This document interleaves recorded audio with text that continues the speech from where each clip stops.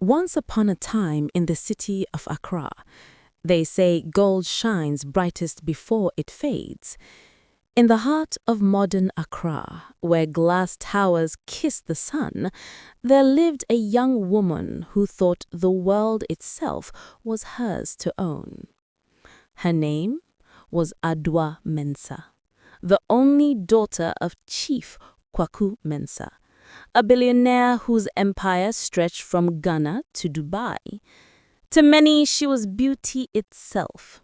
Light-skinned, graceful, her presence as polished as the diamonds she wore.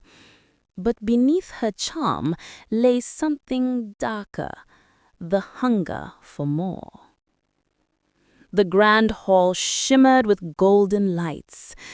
Chandeliers dripped crystals, violins played softly, and the guests whispered the same thing. That's Chief Mensah's daughter. She's even more beautiful than her wealth. Adwoa descended the staircase in a flowing gold gown.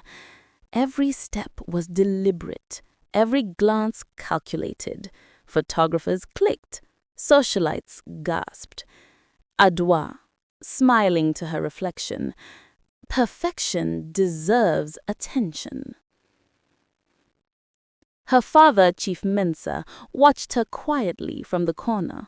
He wore a traditional white agbada, embroidered with gold. His eyes were proud but worried. When the music paused, he stepped forward and lifted his glass. Chief Mensah, to my daughter, may her heart be as rich as her future. Adwoa smiled politely, but deep inside, her heart whispered, rich is never enough. Later that night, Chief Mensah took her to his study. The room smelled of leather and old wisdom. On the desk sat a small wooden box, carved, aged, and plain. No diamonds, no gold. Adwoa, disappointed, said, Father, is that my gift? Chief Mensah, yes, but it's not for showing off. It's for remembering. He opened the box.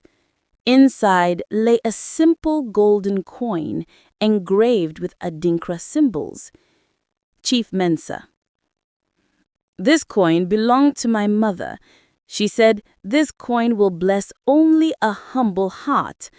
Keep it close, Adwoa. The day you forget humility, it will leave you. Adwoa forced a smile and tucked it into her purse. But her eyes were already on the diamond necklace a guest had gifted her instead.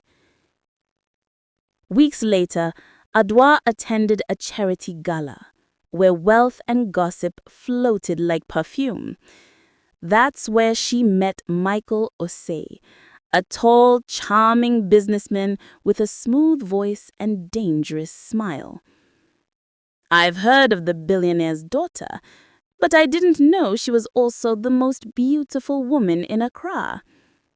Adwoa miming, flattery works best when it's true. He laughed. And just like that, her heart tilted. He told her stories of big investments, foreign properties, and hidden opportunities. She saw in him not love, but a reflection of her own greed.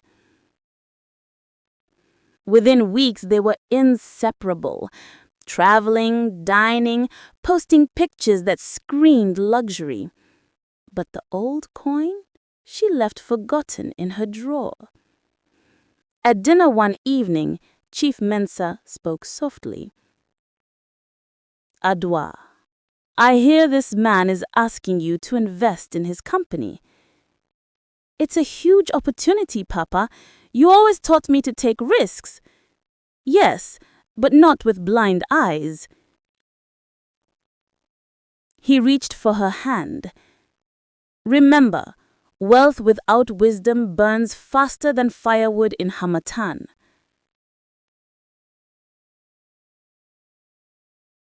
Adwoa pulled away gently, smiling. "Father, I know what I'm doing." But the look in her father's eyes lingered, the same look a wise man gives before the storm. Months later, Adwoa woke to chaos. The news spread like wildfire. Michael Osei exposed in multi-million Sadie fraud. Her heart pounded. She called him. No answer. She checked his apartment. Empty. Even the cars were gone. Her accounts? Wiped. Every Sadie she had invested, gone with him. She ran to her father's mansion, trembling. "Papa, he took everything, But her father was sitting silently, holding an envelope. He opened it. Inside were documents, her forged signature on property transfers. Even her car and jewelry were registered under Michael's name. Chief Mensah, quietly. "You gave away everything to someone who saw your greed before your heart." Adwoa sank to her knees. Her tears fell like rain on marble floors. That night, Chief Mensah's chest pain returned. The stress, the betrayal, the weight of her daughter's fall. He was taken to the hospital. Adwoa sat beside his bed, her makeup washed away by tears. Chief Mensah, weakly. "My daughter, I wanted to give you everything, except the curse of pride. You must find your own redemption now." Those were his last words. When he passed, the mansion felt like a golden tomb, silent, empty, echoing with her guilt. Weeks passed. The only person who stayed with Adwoa was Amina, her father's loyal housemaid, a humble woman who had served their family for 15 years. Amina cooked, cleaned, prayed, and never judged. One evening, Adwoa found her in the kitchen, reading an old Bible with a cracked spine. Adwoa, tired, said, "Adwoa, why didn't you live like everyone else?"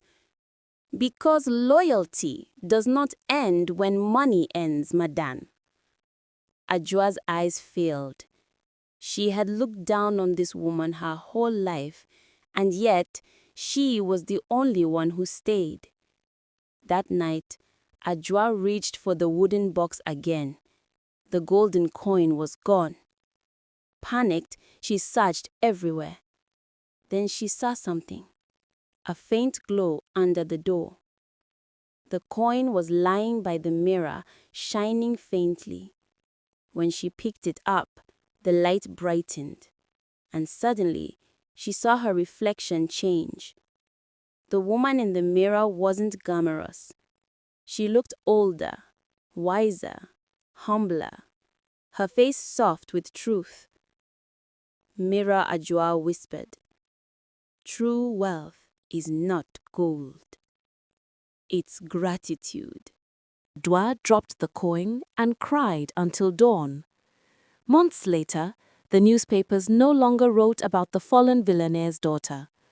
But in the small coastal town of Ada, a new foundation opened, the Mensah Hope Foundation, dedicated to helping orphans and women in business. At the opening ceremony, reporters saw her, dressed in a simple white gown, no makeup, no jewelry. "Reporter, are you really Adwoa Mensah?" Adwoa, smiling. "I used to be. Now I'm just a woman who learnt what wealth truly means." Behind her stood Amina, now her partner in running the foundation. "They say wealth can buy anything except peace, and pride can build a mansion, but not a home. Adwoa once had everything the eye could see, but lost it all to learn that value is not counted in coins, but in character. In the end, she found her father's coin again, this time dull, worn, but alive with meaning. She placed it under a tree at the foundation and whispered, "Thank you, Papa. I finally understand." The breeze carried her words away, and somewhere, perhaps, her father's soul smiled. Greed blinds the eyes, but humility opens the heart. And that, my friend, is how the billionaire's daughter learned that true gold does not glitter, it glows. If this story kept you entertained, please subscribe to Tales African by Mary. Tap on the notification bell so every new story gets to you first. Tell us in the comments what you think of the story. Share this story with family and friends. Till I come your way again, stay blessed.